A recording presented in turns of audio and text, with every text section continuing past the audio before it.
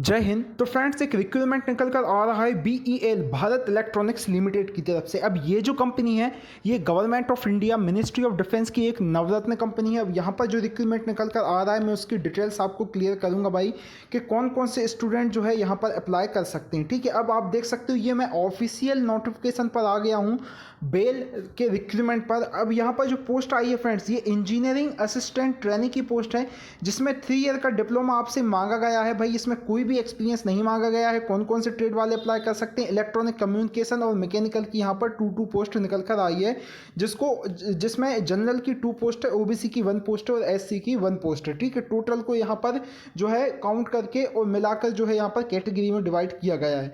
उसमें आपका जो यहाँ पर पे स्केल रहने वाला है भाई 24,500 आपका पे स्केल रहने वाला है, जिसमें 3% इंक्रीमेंट आपका पर ईयर लगेगा।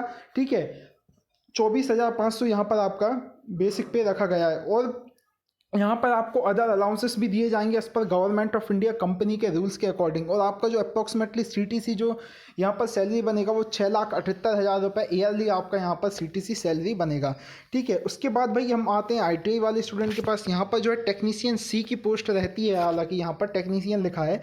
तो यहाँ पर आपसे जो मांगा गया है भाई 12th प्लस आपके पास ITI होना चाहिए प्लस 1 ईयर का यदि आपके पास अप्रेंटिसशिप है तो आप यहाँ पर अप्लाई कर सकते हो, या फिर आपके पास 12th के बाद डायरेक्ट ही 3 साल का आपके पास यदि डायरेक्टली आपने अप्रेंटिसशिप किया है तो भी आप यहाँ पर अप्लाई कर सकते हो। ठीक है, अब उसमें आपके पास ITI किस ट्रेड में होना चाहिए? मशीनिस्ट में टोटल 6 पोस्ट है, मशीनिस्ट से होना चाहिए। टर्नर में 9 पोस्ट है, टर्नर से होना चाहिए।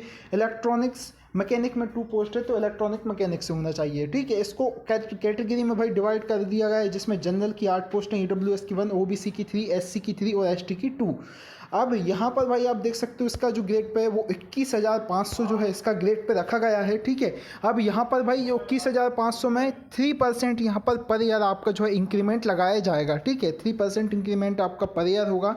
देन आपके अदर अलाउंसेस भी आपको दिए जाएंगे। इसका CTC जो है 6,02,000 रुपये आपका CTC यहाँ पर जो है पर ईयर बनेगा। इसका जो है टोटल अमाउंट जो आपका सैलरी बनेगा। ठीक है, अब यहाँ पर भाई इंजीनियरिंग असिस्टेंट ट्रेनिंग की मैं बात करूँ तो यहाँ पर 6 मंथ की आपकी ट्रेनिंग होगी। 10,000 रुपये आपको ट्रेनिंग में दिया जाएगा।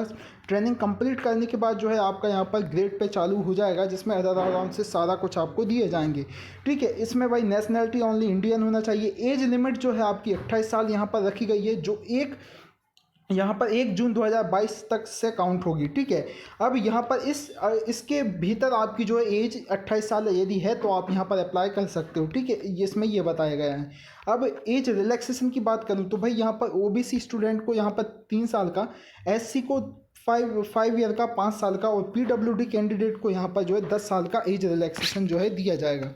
अब और नीचे आऊँ भाई चीज़ें यहाँ पर क्लियर करूँ तो यहाँ पर जो है आप देख सकते हो कि भाई एजुकेशनल क्वालिफिकेशन में यहाँ पर केवल फ्रेशर मांगा है, कोई भी एक्सपीरियंस नहीं मांगा गया है।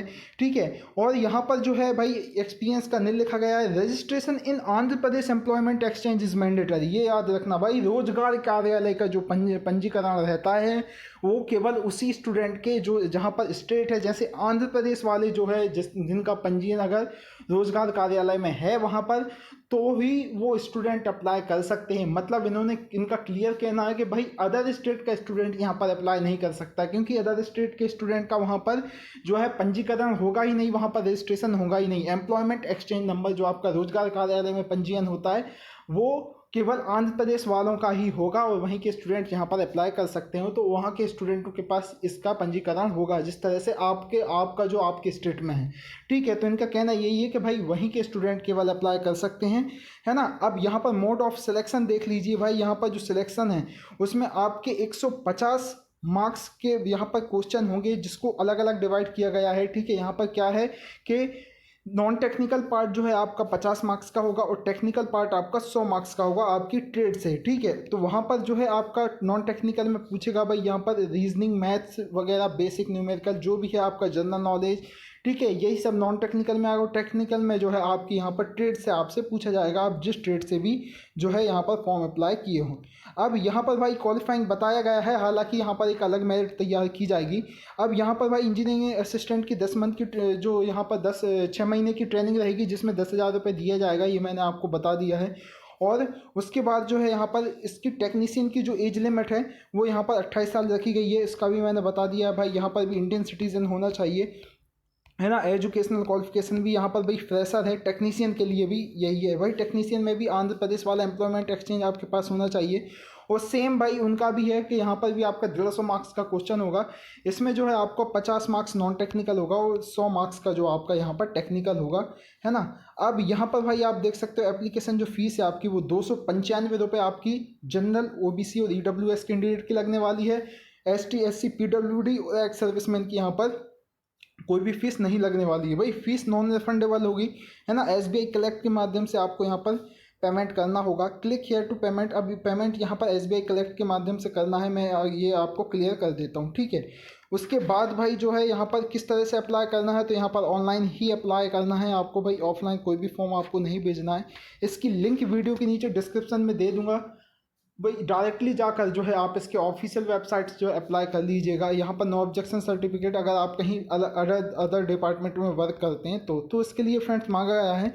बाकी जो जो इंपॉर्टेंट चीज़ें थी मैंने क्लियर कर दी हैं भाई, अप्लाई ज़रूर करना, है ना। अब यहाँ पर जो है लास्ट डेट का इसका थोड़ा सा नीचे बता दिया गया होगा कि भाई यहाँ पर जो लास्ट डेट है अप्लाई करने की वो आप देख सकते हो भाई यहाँ पर 23 सितंबर 2022, मतलब 23 सितंबर तक आप यहाँ पर लास्ट डेट पर अप्लाई कर सकते हो। अगर कोई भी यहाँ पर क्वेरी है आपकी क्लियर करना एप्लीकेशन फ़ीस को लेकर या कुछ भी, तो इसका जो है यहाँ पर कॉन्टैक्ट नंबर 08662527 406 दिया गया। इस कॉन्टैक्ट नंबर पे आप अप्लाई कर लीजिएगा भाई। मेल आईडी भी दी हुई है, सारा कुछ यहाँ पर टेक्निकल सपोर्ट के लिए दो मेल आईडी दी हुई हैं। तो डिपार्टमेंट ने ये सब क्लियर करके दिया। अगर कोई इशू होता है तो आप डिपार्टमेंट से कांटेक्ट कर सकते हो, ठीक है भाई। अच्छी वैकेंसी है ना। एलिजिबल हो तो ज़रूर अप्लाई करना। लेकिन एक इशू आया है कि भाई केवल यहाँ पर आंध्र प्रदेश के स्टूडेंट कैंडिडेट ही यहाँ पर फॉर्म अप्लाई कर सकते हैं। और यहाँ पर फ्रेंड्स ये चीज़ हमेशा आती है, चाहे वो बेंगलोर के लिए रिक्रूटमेंट निकल कर आता हो या किसी भी अदर स्टेट के लिए, तो भाई यहाँ पर केवल उन्हीं लोगों को जो है रिजर्वेशन दिया जाता है किसी न किसी प्रकार से। तो ये चीज़ हटना चाहिए, क्योंकि ये सेंट्रल की कंपनी है, तो यहाँ पर ये नियम जो है लागू नहीं होने चाहिए। बाकी भाई मेरा काम अपडेट देने का था। मिलते नेक्स्ट अपडेट के साथ जॉब की। जय हिंद।